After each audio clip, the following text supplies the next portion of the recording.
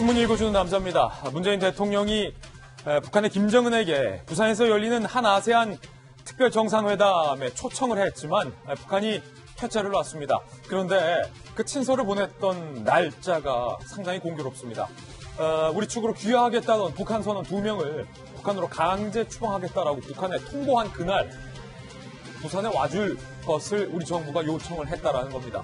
일각에서는 벌써부터 북한 선원 2명의 강제 북송을 두고 이른바 딜을 한 것 아니냐. 2명의 생명을 두고 딜을 한 것 아니냐. 거래를 한 것 아니냐. 라는 의혹마저 나오고 있습니다. 잠시 후에 이 의혹 상세하게 보도해 보겠습니다. 오늘 조간신문은 어떤 뉴스 보도하고 있는지 지금부터 저와 함께 하시죠. 먼저 동아일보입니다. 자, 오늘 자정 지소미아의 운명이 결정됩니다. 끝내 종료로 기운다. 동아일보는 이렇게 예상했습니다. 오늘 자정 넘어가면 협정 종료. 막판까지 한일 간의 협의는 이루어지겠지만 타협 가능성은 낮다. 청와대는 다양한 상황을 논의라고만 이 얘기를 했습니다. 아무래도 지소미아 종료에 무게를 청와대는 두고 있는 것 같습니다. 한미동맹에도 타격이 될 수 있다는 우려, 일본의 추가 규제가 이어질 것이라는 우려들도 나오고 있습니다.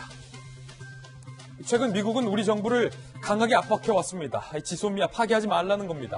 그런데 우리 청와대의 의중은 파기 쪽에 있는 것 같습니다. 그 이후의 상황이 무엇이 펼쳐질지. 다음 신문입니다. 이번엔 조선일보입니다. 자, 북한이 이렇게 공개를 한 겁니다. 남한이 특사라도 보내달라고 간청했다. 김정은이 못 오면 특사라도 보내달라라고 간청을 했다라고 북한이 주장을 한 겁니다. 우리 정부가 물밑 접촉까지 했다라는 사실을 공개한 건데 대통령이 김정은에게 친서를 보냈다는 사실도 우리 국민들은 모르고 있었습니다. 북한이 공개를 해서 이번에 알게 된 겁니다. 노골적으로 문정부를 무시했습니다. 판문점 약속은 하나도 실현이 안 됐다. 우리가 부산에 가야 할 이유를 하나라도 못 찾겠다라고까지 북한은 얘기했습니다. 청와대가 2달간 김정은 초청을 두고 공들였는데 정작 북한은 이렇게 얘기했어요. 촛불 위에 닭알 쌓을 궁리만 하고 있다라며 우리 청와대를 비하했습니다. 자, 잠시 후에 상세하게 이 내용 짚어보겠습니다. 다음 신문입니다. 이번엔 중앙일보입니다. 자, 조국 전 장관 2차 소환조사 마치고 귀가했어요.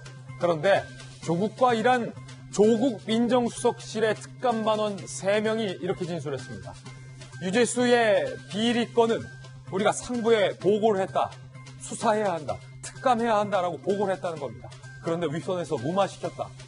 조국 민정수석 밑에서 일했던 특감반원 셋 모두 윗선에서 무마를 했다. 이렇게 진술한 겁니다. 누가 무마시켰느냐? 관건입니다. 잠시 후에 이야기 나눠보겠습니다. 네, 다음 신문입니다. 이번엔 한국일보입니다. 그런가 하면 조국 전 장관은 또 진술 거부권을 행사했습니다. 검찰 조사에 대답하지 않았다는 겁니다. 묵비권. 검찰 내부에서는 아니 전직 법무장관이 해도 너무한다라는 얘기 나오고 있습니다. 장관님 대신 검사는 교수님이라는 호칭을 했습니다.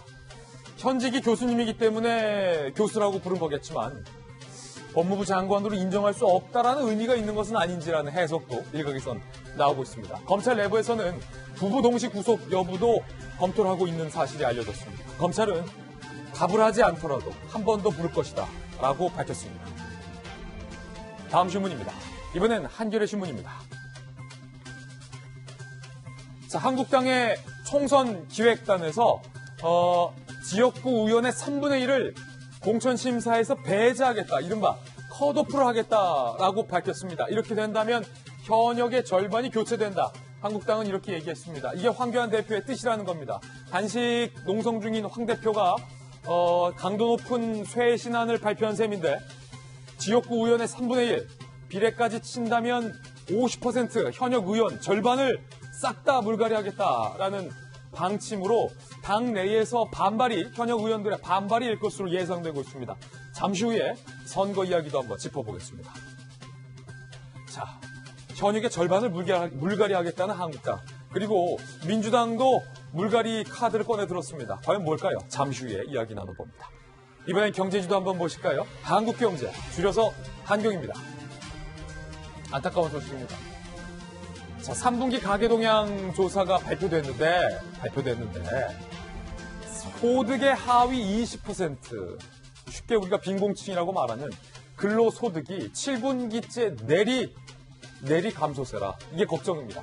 자영업자 소득도 역대급 감소라는데 표 한번 보실까요? 2017년 그러니까 하위 20%의 빈곤층의 소득은 2017년 61만 8천 원이었습니다. 월 소득이요. 그런데 2018년에는 47만 9천 원으로 줄어들었고 2019년에는 44만 8천 원으로 또 줄어들었습니다.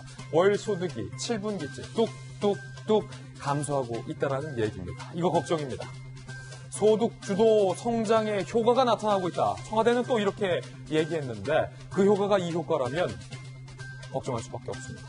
지금까지 신문 읽어주는 남자였습니다.